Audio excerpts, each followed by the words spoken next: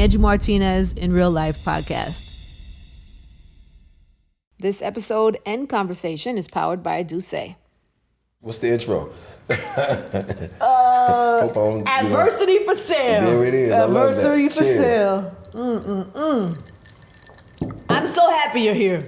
Yes. I'm so happy you're telling. I'm happy to be here. Telling your business a little bit. The business too. Now that you put it like that. Nah, you got a story to tell, and you got a story to learn from. Most importantly. Right. I mean, this book was very therapeutic. You know what I'm saying? It was like a lot of facing some reality, a lot of facing some dark places. I hadn't been in a while because I had put all that stuff behind me. At least I thought. But I started to see a lot of things come out of my adult life that I'm just like, where is this coming from? And now that I have the tools, I'm like, oh, this is trauma. Oh, this is anxiety. Oh, this is this. And this is why. Right. When you read this, you feel like there's certain people that it's almost like it's ordained. It's like you were supposed to survive. Right. You were supposed to survive all this stuff because the odds, when you look at the stories from the beginning, the odds are against you. Yeah, from the door. And what was a realization of that was everything that I got into, even the stuff I talked about in the book, it wasn't like it was me getting out of it. You know what I'm saying? It was just like always like God put somebody in my life or put me in a place that I was supposed to be to talk to someone or just to put me on the path to get some type of insight. And it just always worked out, no matter how hard it was. Not to say that I didn't go through anything. Yeah. But he always, when it was so dark, he always brought some type of light. Why do you think? I think this is my purpose. I think everything that I went through is for me to be who I am, somebody who, like, success is you. You know, you're doing it for you. Significance is doing it for others. You know what I'm saying? I feel like that's why I'm here, because you don't escape the things that I escape just for you. You know what I'm saying? It's for other people. It's for... Did you always know that, or you only know that as Grown Jeezy? I know that's Grown Jeezy. Yeah. I thought I was lucky as hell as Jeezy. As Young Jeezy. Boy, how did I get out of that? Like, you know, and it was a lot of those situations. And it was like the last time I got locked up in LA when that shooting happened on our Wiz Khalifa tour. That's what really threw me, because I didn't do anything wrong. You know what I'm saying? But I went through everything that somebody was guilty did. You know what I'm saying? Like, I went through the jail, the court cases, the beefing with the city, the civil suits, and it was the whole thing. And I'm just like, what in the... You're actually like, this I actually don't deserve. I told my lawyer, I was like, I didn't do nothing this time. I promise you. He was just like, I don't know, And but it only made me stronger, because the first day we got locked up, the team was down there to get me out within the hour, right? 10 people, $1 million in bail apiece. That's $10 million, right? At the time, I didn't own any property in California. So that's pretty much a cash bond, right? And I told my guy, I said, yo, listen, I'm gonna sit in here, because I don't wanna tell nobody how to get to my money. I'm gonna sit in here and let me figure out how to get this to you guys so we can get everybody out. And that was like one of my first unselfish moments. You see what I'm saying? And that's what I learned out of it. How long ago was that? How many years? That's about 5-6 years. Yeah, so you already grown. You're already like... I meant, You're in transition at that time, probably, right? I was on my way. I think after that, I had no choice. Because I just had my oldest daughter. She was a baby. I'm calling home from jail. It was like the most embarrassing thing in the world. Like, it really was like... Are you like her hero? She told me that. When she was 1, 1, 2, she's like, Daddy, you're my hero. She still thinks that way. But what I'm saying is, it's like, when is it gonna stop? Even though you didn't do anything wrong, like, when is it gonna stop? Like, and I took everybody on tour. Do you feel like that was karma for maybe stuff that you didn't get? Yeah. 1,000%. I tell anybody, karma's real. And I went through my share of karma. Like, it was some times, it was... I want to take you up to that point, but let's go back to the beginning, because we got to get started. There's so much. Oh, God, Jeezy, there's so much. And there's such good stuff in the book. Let's start Young Jeezy. Young Jeezy. Okay, just to make sure the statute of limitations is out of there. Okay, it's fine. No, but you tell a lot of stories about, backstory about your family and how that kind of shaped you, and your problems with your dad and all them feelings. But I didn't really... I had heard it, but I don't know what impressed it, that you spent this time in Japan Yeah, I lived in Japan. At what and age? And I lived in Hawaii. I want to say about 5, 6. That's not a small thing. No, but this is the thing. So my mother and dad married. My dad was in the service. He took us all overseas. Mm-hmm. I would come back every now and then to my grandmother's house, which was the hood, Mm-hmm. right? But it's okay when you come back. When they got divorced, I actually had to go back and live. Yeah. So now this is like, Before it's like, oh. yeah, now You're it's just like, like, oh. oh, yeah. And it's like, okay, this is real. Yeah. And, you know, And my not dad without was the a good protection dude. of your father. Yeah, because he had to go back. He took us there, and he had to go back and, you know, be a Marine. And I knew that was hard for him, but I had a lot of resentment there. And then the fact that my mom, I look like my dad. So my mom took a lot of that out on me, which then made me go to the streets because now I'm looking for love, you know what I'm saying? Yeah. And belonging, and now I get I in the hear that a streets. lot about boys who are raised by single mothers who look like their fathers. Yeah. I think it's a more common thing than we, Oh, yeah, and I was real. where the mother just sees Yeah. the father. Yeah, and it was just like, and my sister was, I love my sister, but she was like the angel. You know what I'm saying? She I could was do no wrong? Yeah, no, she could do no wrong. But me, oh my Everything's God. wrong. And the streets. Did you just- know that as a kid though? Did you know like, oh, she's looking at me like I'm my father? I could tell by her words, her actions, and you know, before my mother passed, you know, I just did a lot of time just forgiving her because she was a baby trying to raise a baby, right? And she was trying to figure life out too. And if you really think about it, our parents are really just grown kids. Yeah. You know what I'm saying? They're not perfect just because they're your parents. So And they had less access to Right. the verbiage, the mental health care, the just the self-awareness. It was also addictions. I know Right. your mom was yeah, dealing with she was- alcohol and drugs. and drugs. Yeah. So all that was going on, and you know, she was trying her best to raise, but we kept bumping heads. And you know, we came to a head one day. You know, she pulled a gun on me because we got in this big argument. I went to live with my grandmother after that. But what does that do to you? How old are you? Maybe 12, 13. Okay, so you're a 12-year-old kid. I'm thinking about like my godsons who are 12. Right. Your mother. Right.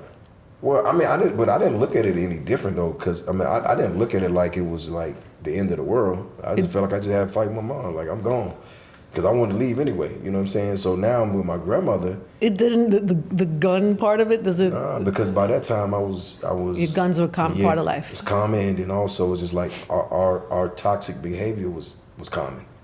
You know what I'm saying? Like, it was just toxic. You know what I'm saying? It was like you would thought we was married. You know what I'm saying? It's like we just like all the time, and we just couldn't get it together. And I think I remember the old doc you did with Def Jam. You were talking about that, and she said that you had told her if you pull that gun out, you got to use it. You better use it. Yeah.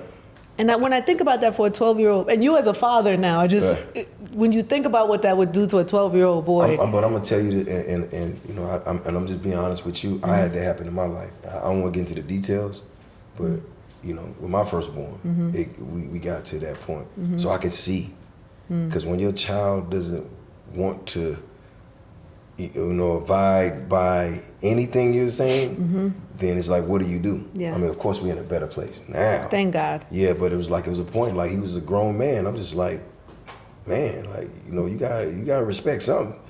He's like, no, I don't got, you know, because he's going through the same thing that I went through with my dad. Like, I'm out here trying to take care of everybody, but then, you know, and T.D. Jakes said it best.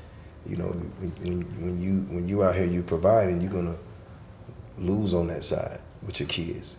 Because as a black man, you got to get out here and you got to go above and beyond to take care of your people, right? So that cuts into your time where you actually being there as a father for your kids, because you're the provider. You got to go out here and figure it out. And for me, with him, it was kind of a little tricky because, you know, I'm providing, but my lifestyle was like, it's not what you want your kid to see. Right. You know what I'm saying? Yeah. So I'm trying to tell him, he like, man, you know, I'm on the news, I'm getting like, he told me, like, when I got locked up that time, when that thing happened in LA, even though I didn't do nothing, he's like, I'm disappointed. Wow. You know what I'm saying? Like, that cut deep, you know. And then also this was before probably your transition, working on yourself and all of that. And you're Jeezy. You got fucking you got a mob of people who look up to you. You're Hundreds, Jeezy, right. and your son, and you can't. Just from an ego perspective, Well, not being able to Right. have your son in check, I guess. Yeah, and that too. But like he was in the projects with me. My son was born in the projects. Mm-hmm. You know what I'm saying? He came in the projects, and so he's seen that life. Like he wasn't a trust fund kid. At least then he wasn't. So he knows he had his traumas and things that I wasn't even aware of. Yeah. Because when he was living with his mama, I don't know what he was going through or what was going on there.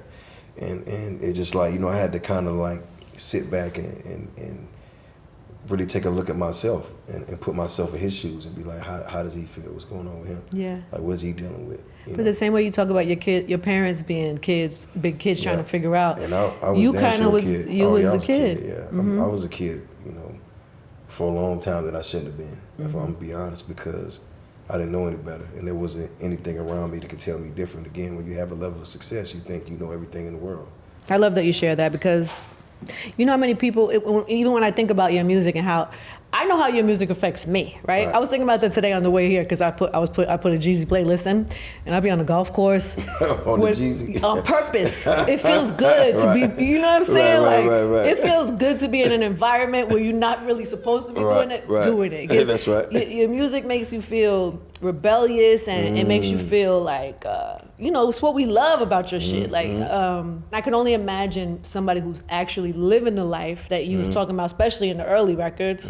How it feels to them, right? So you have this thing where people resonate to your words so much that when the adult you shares a story about how you have progressed as a parent or what you learned about being a son of some dysfunction, do you feel it impacting people the way, like maybe some of your verses or some of your songs? It's a long way to ask the question, but it's just I'm talking about like how people respond to you and how and think the impact. in real life, yeah, like outside of rap, outside of music, and that's what's been interesting about the book. It's just like the people that's been coming to the signings of they're regular people who just want to do better in life. Yeah, and especially now that we've grown, right? Right, and I think for me, like being able to have these conversations and be transparent. I'm hoping that it brings us closer together. You feel what I'm saying? Because a lot of people just knew my work. They didn't know me. I had this wall up, and that was to keep people out, but it also kept me in. So as I'm being open and transparent, because I learned that about relationships, like I had a lot of great friends. Like I knew LeBron on them before everybody did. You know what I'm saying? But it's like how LeBron gonna be cool with a street guy who says 3 words when we hanging out. You know what I'm saying? So it's like, and as time went on, I'm just like, I'm supposed to be building relationships with people, but they don't know me because I was so guarded because that served me in the streets. And when I figured out in real life that doesn't serve me anymore, then that's when the shift happened. And before then I was living for survival, right? But when you start living for love, and I mean like love, like in general, it's just a different feeling. Like you want real good people close to you. They're gonna let you know when you're going too far. They're gonna be there for you when you're celebrating your highest moments. They're gonna be there for you when you're at your lowest moments, right? And what you have can add value to their life, and what they have can add value to yours. Because there's been a lot of times where I've just been in situations and somebody like, yo, I'm doing this. You should be a part of it. And I'm just like, why would you do that for me? You know what I'm saying? Because I come from a world where people don't. Nobody does nothing to anybody. Yeah. You know what I'm saying? And you if looking they at do, them you gotta be sideways, like, you feel me? So, I do feel you. Yeah, so it's like, I'm coming from that. But then now I'm starting to see that there's actually good people in the world. You have people, in the building, the Def Jam, you know what I'm saying, that always have your back. You know what I'm saying? Not everybody. Shout out to Shauna, shout out to Natina. They love you. They love me. Shakir, Pekos, and those guys changed my life. Because it was either you was gonna be a superstar or you was going to prison. Yeah, I always saw that because I was around them days too. So I used to see how they moved around you when you were when you were present or not. Even to this day, even Tina, the way they talk about you and hold you up, even when you're not in the room. Right. No, it's love. It says a lot about how they feel about you. Yeah. And it even some of the experiences, like even going to. I remember I went to go to Harlem to do something, and Pekos had me on in Washington Heights and all. And I'm just like, they was loving me. I'm just like, oh wow, you know, like, you got your Spanish brothers here. We would lay anything. I'm like, nah, we don't need to lay nobody down. I just want to chill, you know, but love. You know what I'm saying? But aren't you used to that? Because even I don't remember what part of the book it was, but you talk about how people like used to ride for you. Like you had like 14, 15 neighborhoods. People would, you know, I'm talking about early you in the beginning when people started really that would pretty much do anything for you. But you're doing anything for somebody who doesn't know what they need to be doing. Yeah. That's not real. I love them still to this day, but I was leading them wrong. The only thing they could offer me at the time was, you know, something that was going protection, or just something that was going to put us all in the bind. And that's the thing, like, you know, you could say protection, but no, because if it ever went down, I was on the front line with them. You know what I'm saying? They ain't gonna never say that. But the love that they were offering me, that they was giving me, was genuine love. I know they love me because I love them. But it's almost like being somebody who's going to the draft. And you're a first round draft pick. You might love everybody that you went to school with, everybody from your neighborhood, but you're not gonna be able to take them on the football field with you, or on the team bus, and all these different things. So it's just like, you know, and I don't want to speak out of turn, but it's just like, I feel for Ja Morant. I feel for him, right? Because he's in his mind, it makes sense, right? But in the world, it doesn't make sense. And I can understand. I've been there, you know, thousands of times. So I have empathy for him. You know what I'm saying? Because he's only doing what he thinks is right? But there's a different set of rules. And even for myself, I only done what I thought was right because there was a different set of rules. Thank God, you know what I'm saying? I didn't have to pay the ultimate price. Right. But you always had a vision for yourself. I feel like you even say that I've heard you say you saw yourself yes. like, as an adult man with the adult family, man, rose gold. What I didn't say, plain Jane. Okay, all right, plain Jane watch, plain Jane. But suited up, suited, good skin. Where did that vision come from as a child? Because nothing in your life should tell you that was going to be your life. That's what it looks like. That's what success looked like to me. You know what I'm saying? And it's crazy because I told my uncle the other day, him and his wife, I told him it was over at the house. I was like, you know, I want to give y'all flowers because they probably been married like 40 years. I was like, y'all the first family that I ever saw that wasn't dysfunctional. You guys were a real family. You raised your kids right and everything. And I strive for that. You know what I'm saying? Meaning like the peace of mind they had. Because there was only people in the family that really had their stuff together. They had a cool house. It's always family. One. This is you just one, need right? one. You just need something to hold on to as a kid. He was a good guy. He wasn't no, you know. This is your uncle? Yeah, my uncle also. I gave him his props. I was just like, man, you know, and to me, you know, it was a lot of different things. Like I talk about not Uncle Russell, but Russell in my grandmother's neighborhood, the guy that owned the shop that I stole the radio from. Yeah, that was terrible. Why you do that to that man? I mean, I wanted the radio. I didn't even have a car, but I wanted the car radio. This is the first thing he ever stole. Yeah. Was a radio. And the first thing I got away with wasn't the last, you know. Where's the radio now? Who knows? It's all bad. But he was the first entrepreneur I ever met. So he inspired you, and you stole. Yeah, because he owned he did. And what I learned from that is you don't take from people. Because I know if I asked him for it. I wonder what. Oh, you said if you would have asked him, he would have gave it to you. Me, yeah. But I wonder when I read that, and I heard, you know, you talk a lot about your early you stealing and all of that as young Jeezy, young Jeezy. Lil J. Yeah. As Lil J. I don't know. It took me to I remember being a kid, and my mother was a single mother, little tiny apartment. We uptown. I found $20 in her coat pocket. And I was so excited because I thought I'm gonna go to school. I'm gonna have $20 worth of weeks worth of snacks in you know what I'm saying, elementary school. So I took the $20, and then I was in the apartment and I heard my mother on the phone with her sister crying because it was her last $20 and she couldn't find it, and she's wrecking the whole apartment upside down. It was her last $20. It was for groceries. It was all she. And I remember being a little kid sitting there like, I ain't shit. Right. I didn't have the courage to tell my mother or to give it back because I didn't want to own it. I was too young, but it's the guilt Even though I didn't really know it was guilt then because I was a little kid, but the guilt was enough for me to be mindful enough, like, that wasn't cool. Yeah, because I had this instance where... I was wondering if that happened to you at any point. Yeah, it happened, well, a few times. Well, it happened one time when I was younger. I was, like, my older cousins, they were hustlers, like, so they was, like, the guys in the family that had all the money. And I used to go to my auntie's house, which is their mother, and I used to, like, you know, like, sneak a little money out the bag because they would have bags of money all around the house. And I never forget one day, they had put a bag in the baby crib. And this time I was gonna take the whole bag, right? So I get the bag and I go hide it downstairs under the sofa, so I'm waiting for my other auntie to take us back home. And my cousin came in, he was like, yo, where that bag that was at? And they started all looking for the bag. And you sitting there. Sitting on the bag, but I didn't know the bag had a beeper in it. And he said, well, just page it. It had my page in there. He paged the bag, it's sitting under me. You know what I'm saying? I'm just like, damn. How old are you? I mean, I'm like 14.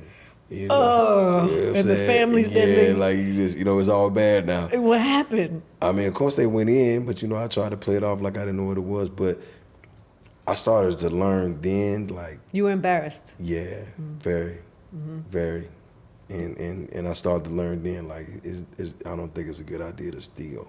You know what I'm saying? Maybe this is Maybe whack. get it on Maybe your this ain't own, it. but don't steal. And that just taught me a lot of lessons. And it's like my grandma used to tell me, like, she cool with anything in this world except two things: a liar and a thief. And I understand why. You know. You were so close with her.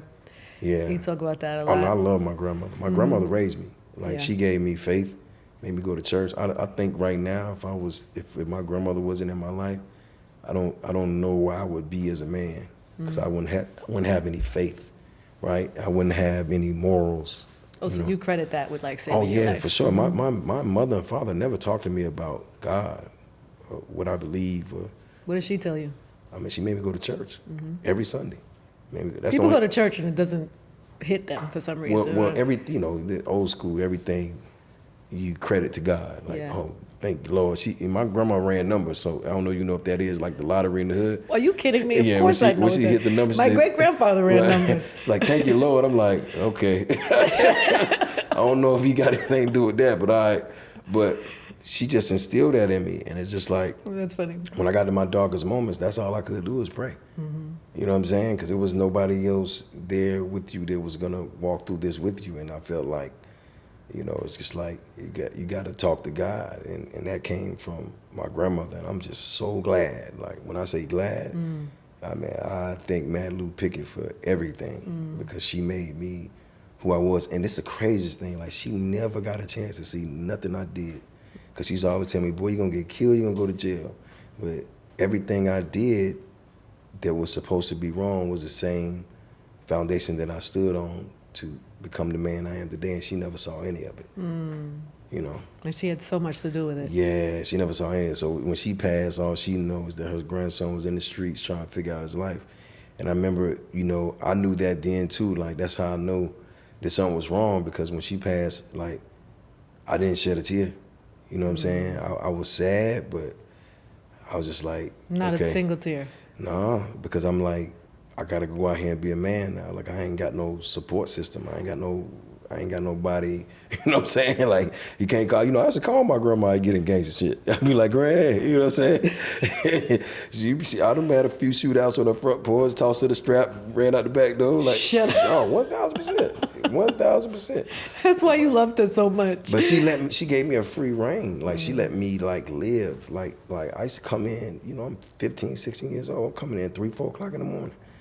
Like, her front door was always open. Like, no matter what. That's why when I say hit the kitchen lights, cockroaches everywhere, that's what it was. I come in, she might leave some food on the stove or in the microwave. You come in there, you knock the roaches off of everything, you put the thing and heat it up, might still be some roaches in the microwave. They fly out right? You get it. fly out the You sit toaster. down and you eat, and then my uncle comes stumbling in the house, you know, 3, 4 o'clock in the morning, he lit. I love when you talk about your grandmother. Love her. I love her to death, yeah. Yeah, and then I got her on my arm. you have dealt with a lot of grief. Well, I Yes. don't know if you've dealt with it, but you've experienced a lot of loss. Yes. People, not just people you know, but like you're the closest to you, your grandmother, Yeah. close friends, Mother. mother. Yeah.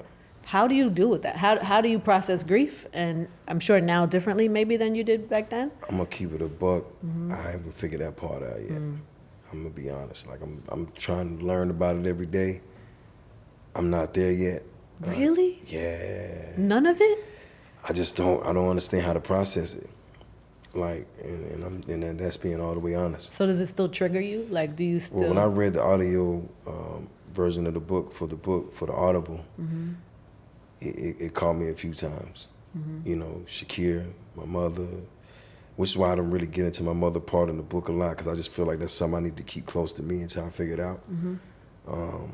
But just a lot of the homies, like, you know, like, and just a lot of friends, you know what I'm saying? Like, I'm still trying to figure that part out. Do you not feel it? Are you turned off? Is like the faucet off or something? Or do you feel it and just don't do anything about just it? like, just young, after you lose so much, you're numb. You don't, it don't even process the same, right? You know what it is and you understand it, but you don't allow yourself to feel it, right? Because are you afraid to feel it? Is that what it is? Probably so. Yeah, probably so, because, you know, I've been good at, like, I'm one of them people, like, I'm good at, like, sweeping things to the side and putting them in the back of your mind. You know what I'm saying? Yeah. We think we are, but it shows up. I put it this way, I've done it great up until now. Yeah. And as I was writing the book, a lot of those things came back. You know what I'm saying? And it's just like, okay, what are you going to do about this? And why are you... And it just been one of those learning experiences where you just sit back and you just like, damn, you know, like, this is a real thing. Like, and what served me in this life doesn't serve me in my life now. You know what I'm saying? Meaning, like, it was good then because it kept me safe, right? It kept me solid, you know. You could function through the trauma. But over here, yeah. it matters. You know what I'm saying? These are people. These are people you love. These are people you care about.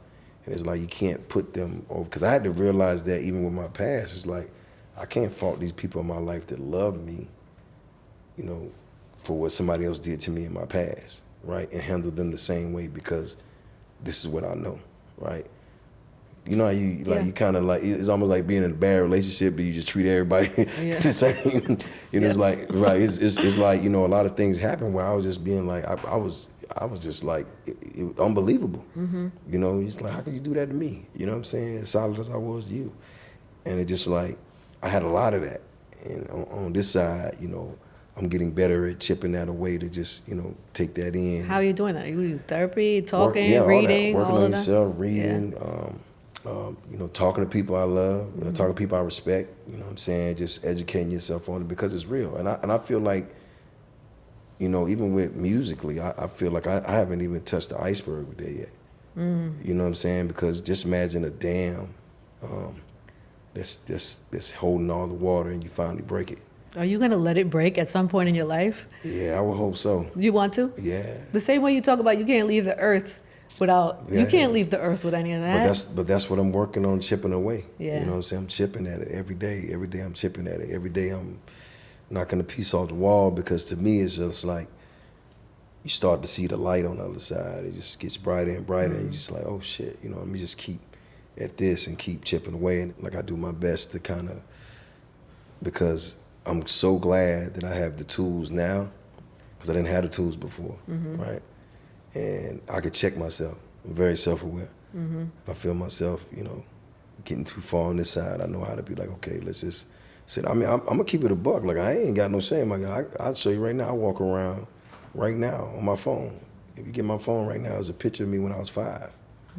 Around the phone, because I talk to that guy all the time. Like, you good? What do you say to him? Yeah, I mean, you know, he be good sometimes. Sometimes he be tripping. You know what I'm He's saying? still in there. Oh yeah, you gotta do your work on your inner child, because you know, when you was young, I went through so much, you know, craziness. You know what I'm saying? That you can't allow that guy to seep into your adult life. You know what I mean? You gotta parent him. You know what I'm saying? Because he'll have you out here doing some shit. You know what I'm saying? And people are. You know, Mary talks about that a lot. Mary always talking about what she tells little Mary. Yeah, she you gotta do it. The little kid I mean, in you. and people think that's a joke, but it's real. Yeah. Yeah, you gotta parent them, because you know you react when you get in situations. You react to those situations how you react the same way you did when you first felt that trauma. Yeah. So if you was 5, you're gonna react like you was 5. If you're 13, you're gonna react like you're 13. If you're 22, you're gonna react like you're 22. It doesn't matter. Yeah. It's beyond your control. You know, you have to parent your inner child so that you're able to say, hey, look, you know, I know what you want to do, but we're not gonna do that.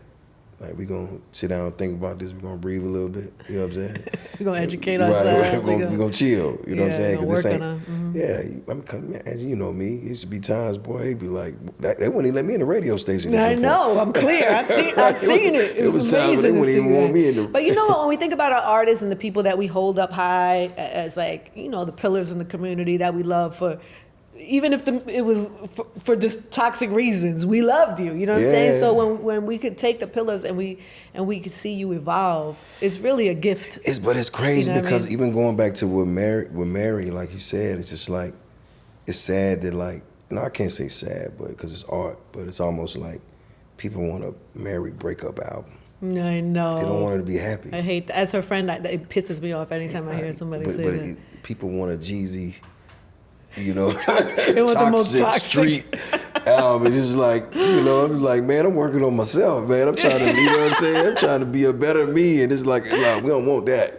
They do want it. We do want it. But it's like, you know, that's a thin line you walk. Because people are suffering, so they're still there's a lot of people still going through some of the things that you've kind of already worked through, so they're looking for that thing to connect to. But that's why I want to connect to them in a different way. Yeah. So it's almost like, you have this. I mean, somebody gave me Think and Grow Rich. It changed my life. You know what I'm saying? Like, you know, I've read that book several times, but it's just like, you know, that was a gift that somebody gave me. And I'm just saying, like, there's a lot of knowledge in this book, right? And it applies to me. I know the guy who wrote it don't know me, but still, right? And I look at it the same way, but it's like, it's the gift and the curse. You know, when you on your downward spiral and you just doing things out of spite and you just wilding out of control, you on top of the world. You selling millions of records. You on tour. But is that on top of the world? What's on top of the world for you? Like, when are you your happiest? When am I my happiest? When I'm serving people.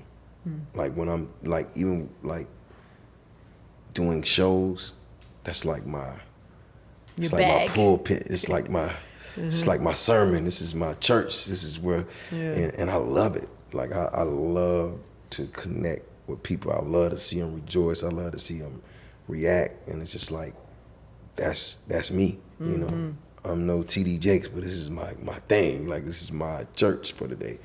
Is that what you, because I wonder, like, you say you're still in it. Like, you still revert back to old things sometimes. What is the thing you tell yourself when you're, you know, what is the motivation right now? In 2023. Oh. Like, what is the motivation? The motivation would be for me, you know, is to continue evolving, so that I can continue to pour in to the culture. Because just like, you know, it's me and you talking, because we talk on that level. Like, you know, I'm up early. I'm up 4:35 every morning. Really? I'm reading. I'm podcasting. I'm in the morning? I'm journaling. I'm doing all. I mean, people might. I mean, it don't matter. But it's they like, say that's the way to be the most productive. That's it. That's how you manifest things. That's how you win the day. They say. That's how you bring things to real life. And I'm up. Like, I'm up, getting it in, and I'm learning, and I'm educating myself, and I'm researching things, and I'm going. You know, I'm doing all these things before people even get up to when you see me during the day. You know, I'm on 10. I don't meditate. I did everything. I know it sounds crazy. It doesn't. But it's just like, that's. Are you meditating every day? 1,000%. Every day? This morning. How long? Well, I only had 30 minutes this morning because I had to go do. That's 30 minutes is solid meditation. Yeah. But it's the best. I mean, it changed you? Yeah, because now, you know, I can control my anger. I can control, you know, my frustrations. I got a lot of clarity when I do things now. I'm not just doing things because I just feel like it. So you wake up at 5 a.m. and you meditate every day? Every day. Wow. Meditate. I'm reading a book. I'm doing something productive. Yeah, journaling. And it's crazy because I got friends, you know, that I talk to, and they'll call me, well, what are you doing in the morning? I tell them, you know, not most of them are doing that. and I'm watching their lives take off, and they're like, yo, this is crazy. You know what I'm saying? Yeah, you're inspiring me because one of the things I know I need to do for myself, well, number one, I don't meditate enough. I try sometimes, I don't do it enough. Golf in a weird way has become like a little bit of meditation. I go by myself and it becomes like a walking kind of meditation, but I ready need to go by myself yet, but I guess. But because it comes a thing, it's like a meditation for me. And I know I need to get up earlier. I know that's a thing. It changes the day, right? No, it changes your life. You know what I'm saying? Break it down a little bit. Because you get up early, right? You got time to do everything that you need to do before you even come into contact with people. So you do all the things that Are you not on your phone in the morning? No, I don't touch my phone the first 3 hours I'm up. You know what I'm saying? At the most, if I got something going on, I give it an hour at the least, but at the most, like 3 hours. Like, that's my time. You're so disciplined. Yeah, because that's the only thing that's going to keep me going, because I have to take that time to, you know, to learn, to journal, to figure things out, right? So you imagine doing that year round, right?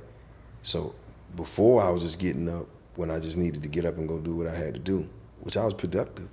But now I'm like 100 times more productive, right? And I'm 100 times more keen to what's going on. I'm actually learning things, you know, throughout the day. You on your guru shit right now. Oh, no, it's crazy.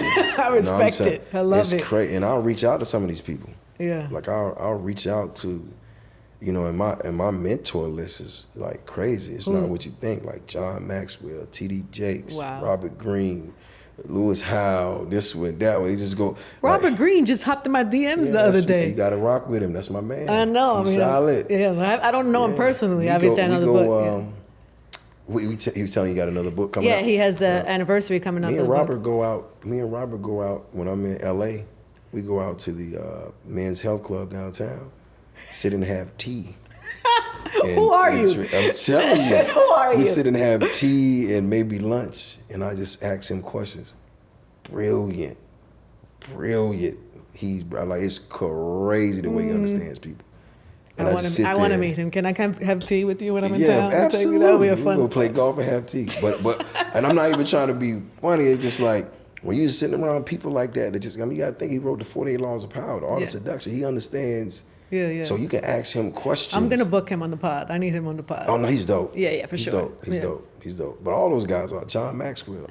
Yeah. You know, next level. Steve Harvey for sure.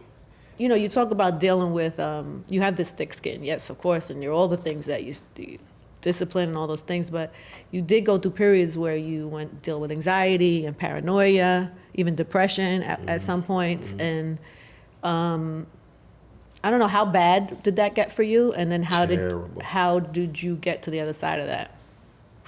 Rock bottom. But what did that look like? How did that show up? Like when you say paranoid, what is that? Or anxiety? What it was I was having a bunch of nightmares about, you know, just getting caught up in what was going on, even after the fact. I'll talk about it in the book as well. And the nightmares just got bad, you know what I'm saying? And it was just bad. And again, like, I went to my vices, you know, and I was... Which was what, drinking? Drinking, but I was like, I wasn't like just drinking. I was like drinking, just to numb, self-soothe, smoking a lot too. I don't know why I did that, because I have you in your head, so that wasn't good. The anxiety, again, like, I thought something was wrong with me. I didn't know what I was experiencing because I hadn't heard the word yet, right? And what was happening? Like, how was it showing up? I mean, it's almost like you can feel like when you get in certain situations, like you feel the toxins in your blood. Like you just feel it. Like you just feel like you're on fire. It's very hard to explain. Yeah, you just feel like you're on fire. You can't really breathe. You can't function. You can't think. You know what I'm saying? It feels like the walls are closing in. Yeah. I ask you that because I've had that feeling, and I didn't have anxiety my whole life, or at least I didn't think I did. Right. Then after the accident, it was like a year where I would be in state. It would happen in the most random place. I was at Pekas's house one time, his daughter's birthday party, and I was like, I have to leave. And I didn't know what was happening to me, but I just felt so tight, and I in that moment, even though I was going through it, and I knew I had to get out of it, and I know it was just left over from accident and loss and sadness and all that, but I was like, oh, this is the shit people be talking about. Yeah, it's real. And it's so hard to explain the feeling of it, but it could make you feel like you're about to die or crazy. Yeah. Or like. And I had to learn. I had to research and learn about it because I'm when I go to the doctor, it's Jeezy. I was like at first, until I learned about it. But then when I just started learning about breathing and stuff, that was like a game changer for me. To be able to control your breathing and slow yourself down and just like get to a place where you mobilize. And, that took a lot because I was like you. I'll be sent somewhere. I just get up and go. People like, where you went? I'm up out of there. You know what I'm saying? What were you feeling? I mean, just like I had to leave no matter what.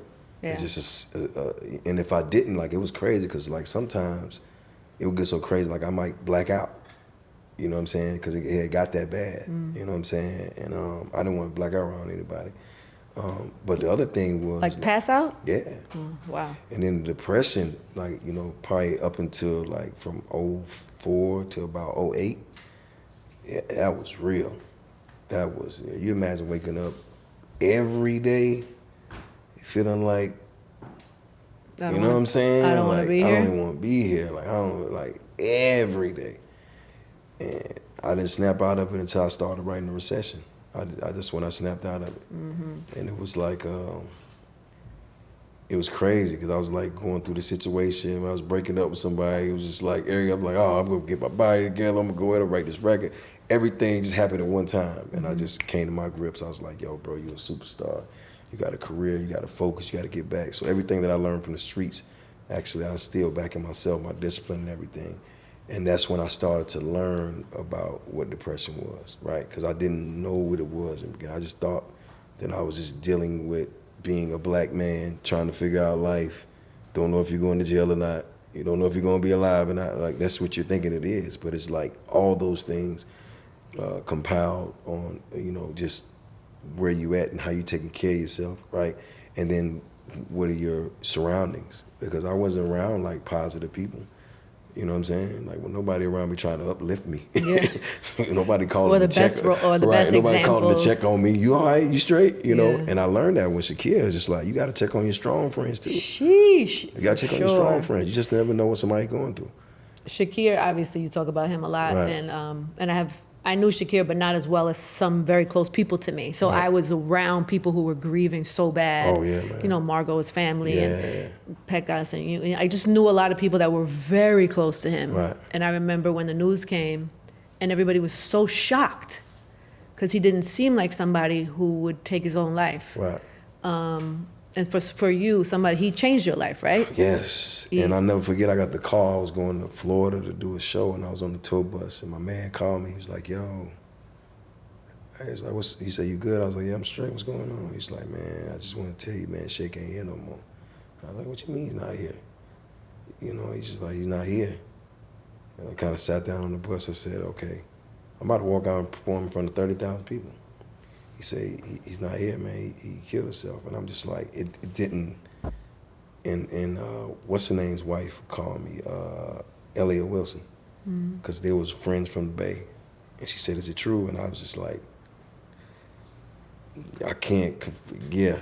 And that was the last call. And I just remember I did the show, which is probably like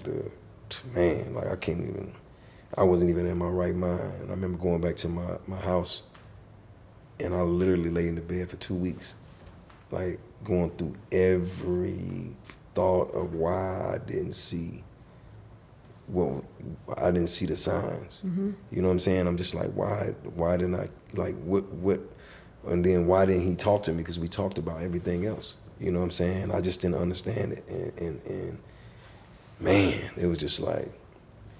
Did that trigger the depression? Was that around the time? I mean, it only added on to it. You know what I'm saying? Around that time, one of my other homies that was young with us, I ended up dropping him off in the federal penitentiary when he got his time. He had got out, he become a Muslim, he was trying to get his life together. And around that same time, he got killed, and then it was just like a domino effect of, you just like, back to back to back to back, and I was just like, I just need a break. Like, I just need a breather, you know what I'm saying? Like, and it was just like, but the Shake thing, like, I don't know, man, because you're talking about somebody who had so much energy and was so loved and just so charismatic and so funny, and it just like, Where do you put it now? Like after working on yourself a bit and thinking about it so much? I still haven't dealt with that shit. I ain't in front. I ain't dealt with that shit. Like I don't even know how. You know. But you felt it. You felt the pain of it. I don't know what I felt. If I'm honest, like I can't lie. I don't know. You know, like it was just, you know, it's just like, it was like one of those things you want to wake up from and you just like, I think it's real, you know, and it's crazy too. And I'm not just, and like I definitely don't want to bring it down to people, but it'd be sometimes I might be going through my phone looking for somebody's number and pull up a number and I'm just like, man, it's somebody who ain't here, somebody who's gone. You just like, shh, and you don't want to erase the number, right? And it just, you know, and that's why I always give Shake executive credit on anything I do musically because, you know, Shake was the one that convinced LA and Kevin Liles to sign me. He really saved my life. If he didn't sign, if Def Jam didn't sign me the time they signed me, I've been in prison. There's no doubt about it. Or worse. Yeah. Like, so he really saved my life single-handedly. He did that. It's interesting because we always talk on your strong friends, and he's a wonderful. I think of Chris Lighty. I think of so many people that you think, oh, how, why? And it really, to me, is one of the reasons I do this pod. It's probably one of the reasons you write the book. Is this that we don't have, and we weren't raised with the outlets to be able to be like, yo, I'm in trouble. Express yourself. Yes, especially a black man in this space. Yeah. You're a rapper. You from the street. You gotta be hard. Like, when are you out here being vulnerable? Like, yo, I'm hurting. When do you say that? You don't. Yeah, well, that doesn't end well. We've learned that, no? Yeah, but it's just like, you know, the people want a superhero. You still feel like that? Do you feel like you got to be a superhero still, or is that armor coming down? I gotta take care of my people. I don't like, again, like vulnerability to me now is power. It brings people closer. Like, you know, and by the way, I want to own me before they do. You know my flaws. You know what I'm saying? Cool. Yeah. You know what I'm saying? What you gonna say next? But it's different now because it's like, it's coming from a place of like wanting to help rather than me just saying what I'm going through. And the thing about it is, when you're coming from my generation, which was a different generation, it's that much harder. So imagine being the lone guy that made it. Like the single person that made it. Imagine that pressure. Imagine those close calls without that type of support. And you're trying to navigate this shit, you know? So when you see me telling my story or being vulnerable in places, like, the money's already made. I'm not tripping. Like, we good, you know what I'm saying? But it's like, how can I pour back into my people? Like, how can I give back what I took away? Like, how can I be, you know? Well, you're doing that right now. Yeah. But what is the one thing? Like, when it's all over and the book, the real book, the end of the book is there. Right. What is the thing that, if you could have did one thing to change people's lives, what is the one lesson, the one thing? Live full, die empty. It's like I gave everything I had, and my kids, my family, and my supporters, everybody know that I was an honorable man. Like, I was the one. Like, I came and I did what was supposed to be done for us. Like, I didn't do it for me. Like, I'm not doing this for a person again. I had a great life before this. You know what I'm saying? Like, I had jewelry, cars, all the shit that people really. You were calculate. so motivated by money, Young G. Like, when young, no, the Young younger. Jesus was fool. Yeah. But He wasn't fool. But let me tell you why I was motivated by money, because I thought the money was going to be the answer to all my problems. Oh, no. Problems was just starting. Oh, my God. What Big say? More money, more problems. He was not playing. But it's not money motivated. It's more so like, you know, how can I add value? Like, how can I help? That shit really matters to me. Like, you know how many friends I done sat down that was getting real money, that didn't know nothing about real estate, where I put them in the game, you know, and they call me and be like, you go through my phone right now, man, I so love you for showing me about generational wealth. Man, man, this book you gave me was, oh man, not my book either. Like, if I'm reading a good book, I'm gonna give it to my homies. Like, check this out. Because I know they on that path, right? Yeah. So it's just like, I just wanna inspire, I just wanna help, I just wanna be there, because to be honest with you, nobody wasn't there for me. If I'm gonna keep it a buck, I had to bump my head. But it's a miracle that you navigated one through. thing about it, and I'm not doing any complaining. You know what I'm saying? I'm not. You doing got a any good complaining. life. Yeah, I'm not mad. I got. You got the rose plain gold, you Jane got watch, the I wife, you got the white suits, you yeah, got know what I'm the saying? marriage, you got the I got a kids. few nice suits in my closet. You know what I'm saying? I'm You okay. doing all right for yourself? Yeah, I'm all right. I'm all right. Oh, you're so good. It's so inspiring. Yo, you know what's so crazy in the book? No, my life is way more, is daintier. My life is way daintier than your You life came has up with been. some G's though. I came up with some G's, and I also came up from some dysfunction and alcoholism and drug abuse and roaches in my grandmother's apartment, So you and they had to feel me put the on that? light on, Yeah, and all that. they running out the toaster. Yep. And I had the same thing. I read that. I know what that is. 'Cause I had that. You had to bang on the wall to wake them up so they come out. So you know what's to not grab from the thing. There's a lot of that. Also the ups and downs. And so I think when I think about that. It's just so crazy. You never know who you connect with. It doesn't even have to be the core audience or the core person that people would assume that your story would connect with. When you put something out like this in the world, it's like you just never know where it lands or how it connects to who or what. It could be this guy right here might. But that's what I was saying really about. connected to that's what I was saying about. Sorry to call you this guy. You know what I mean. That's what I was saying about Think and Grow Rich. Like it has nothing to do with me. And somebody gave me that book, and it was life changing, right? So. And even yourself, it's just like what you're doing on your new platform. You just never know who you're helping out there. You never know who's getting this information and it's changing their lives or their perspective, the way they look at things. Because I'm the same way. Like I got people that I'm fans of that I go online and I watch their stuff and I'm like, oh wow, and it changes my life and it allows me to lead better, right? And it allows me to be. A better version of myself, and I just think that like that's what it's about. So, what you're doing here is wonderful, right? And like I said again, it's like even for all us in the culture, like you always give us a safe space to, kind of, unwind a little bit and be a little transparent. You know what I'm saying? Because I believe in that. Right. I do. I believe in it, and it's like I told you this earlier. Like it took me a while to. The same way you may have fucked up your leadership at certain points. Right. I think maybe even younger me on the radio, I might have got caught up in something. And probably if a grown me would handle things differently. But my intention is the same as yours. It's right. Be truthful, to be inspiring, to uplift, to serve, to give back, like all those things. I think the best versions of ourselves is that. 100%. So I appreciate you, especially you who you don't come from always telling it.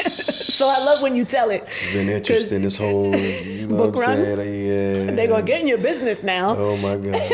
I'm just like, oh man. It's so good. You're doing great.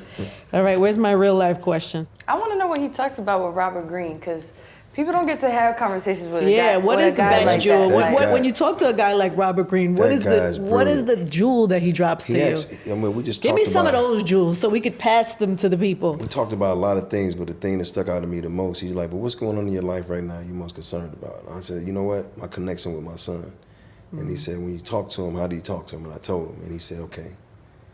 He said, next time you talk to him like that, put yourself in his shoes and think about how he's feeling. And I tried it, and it worked. Wow. And it's like he has nothing to do with my walk of life.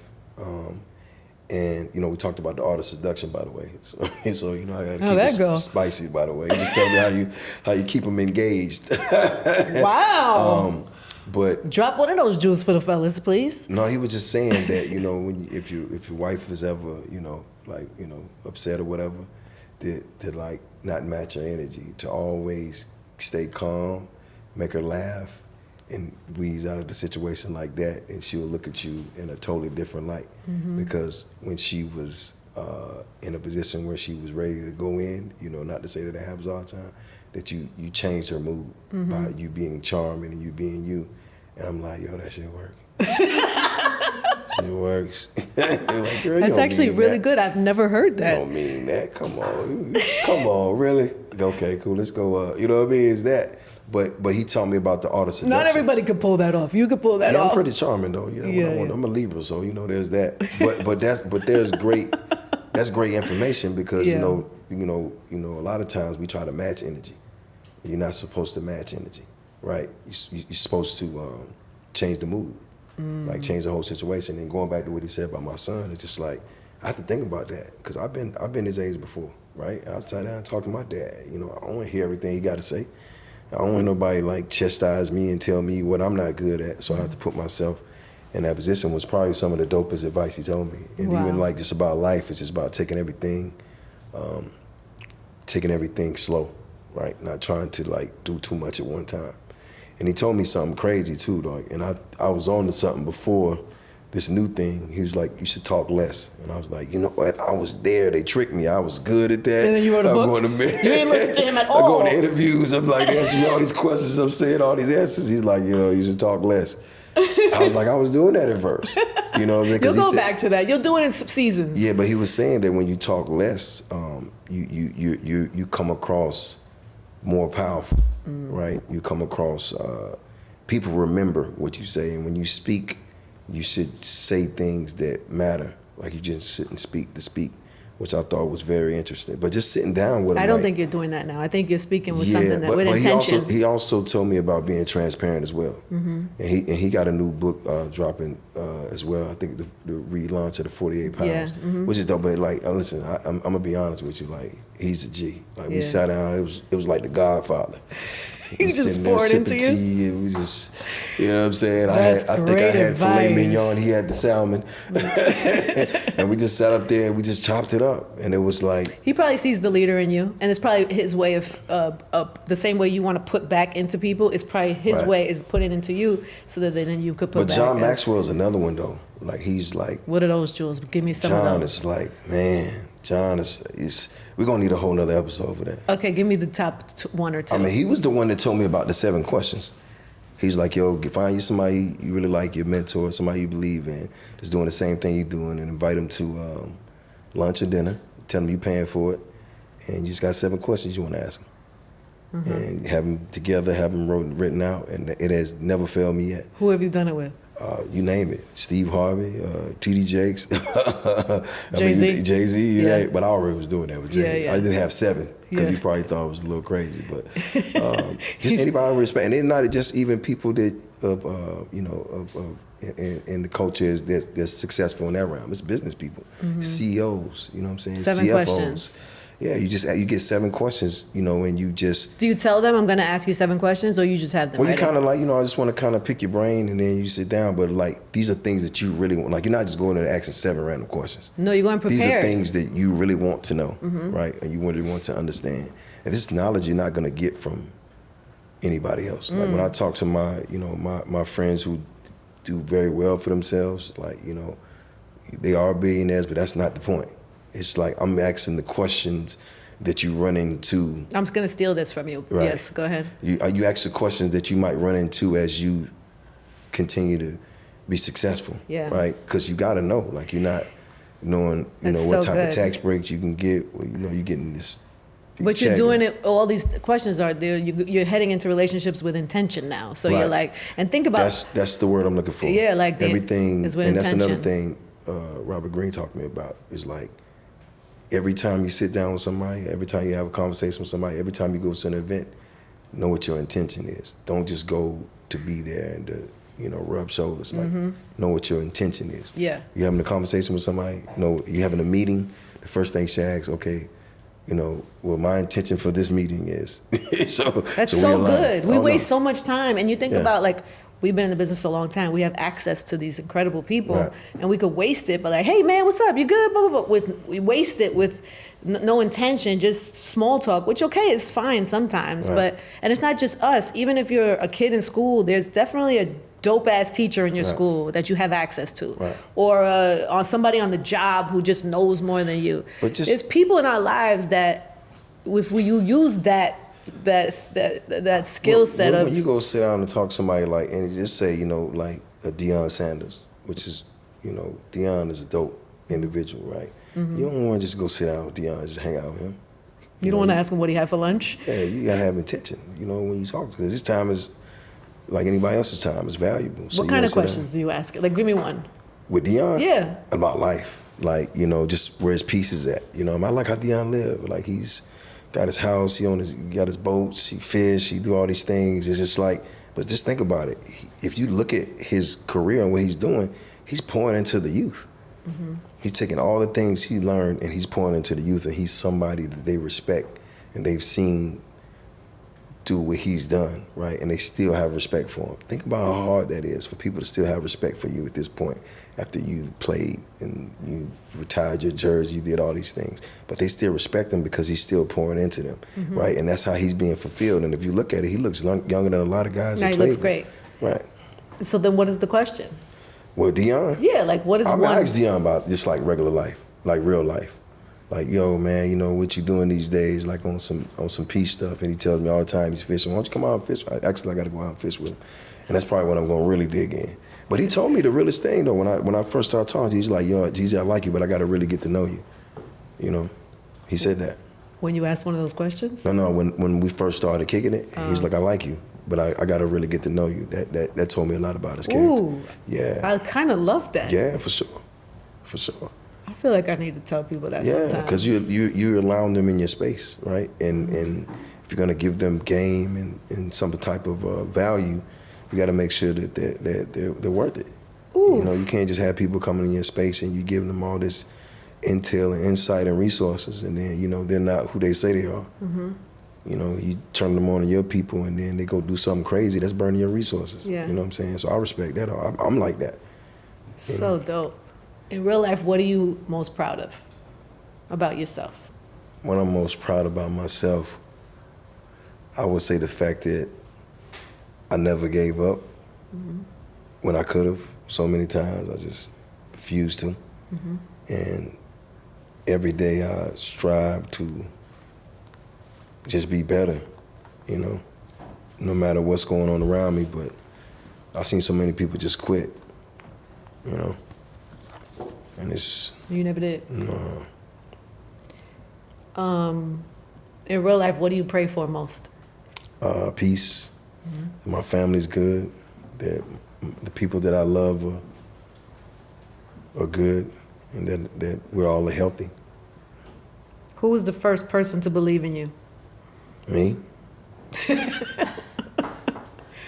Shut up. Yeah. From where? Like how? I mean, Based I on just- what information? I just knew I ain't had no choice. Like, you gotta do this. You did everything else. Like, why not?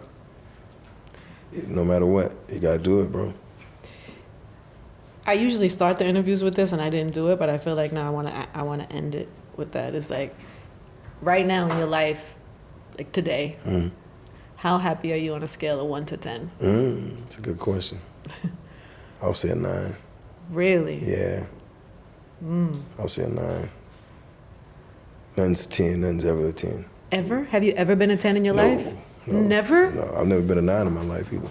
Oh, first time? You've asked me this in Thug Motivation. I've probably been a 1.5. Really? Yeah. I would say a 9. Yeah. Based on what? Just based on life, experiences, people, conversations, the small things. I love food. I love to go sit down and have a good meal. I got hobbies now. I never had hobbies before. What are your hobbies? I'm golfing, boxing. I got hobbies like journaling. You know what I'm saying? I never had that. Meditating, Yeah, getting I up in never the had morning. that. You know what I'm saying? How you know what It that shows was like? too. Your skin looks Oh, good. yeah, You're in yeah, shape. yeah. That was the vision, though. Your eyes are white. I mean, look at That was the vision. Yeah. But that's the thing, is just like, making time for yourself and like doing the things that you love to do. I love music, so if I'm ever at time I can just like sit down and listen to like music that I came up in my era, that really makes me like happy. You know what I'm saying? And they said, if you ever get into a downward spiral, just do the things that you enjoyed as a kid. You know what I'm saying? And that's what I do. when you're in a down spiral. Yeah, like do the things that you enjoyed to do as a kid that makes you happy. Because that's the thing you got to do. You got to take care of your star player.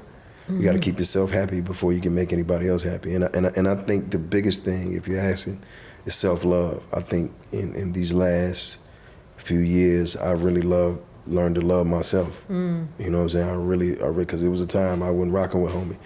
You know what I'm saying? And I just learned how to love myself and just to understand, like, no matter what, I'm gonna be okay.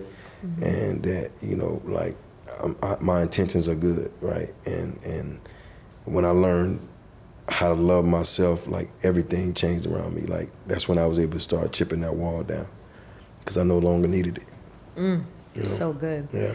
And then I have to ask you this before you go, because you haven't gotten there yet. But you say you're gonna leave it all on the table before you leave. What does a 10 look like? What is it gonna take? I think that Does the 10 happen here?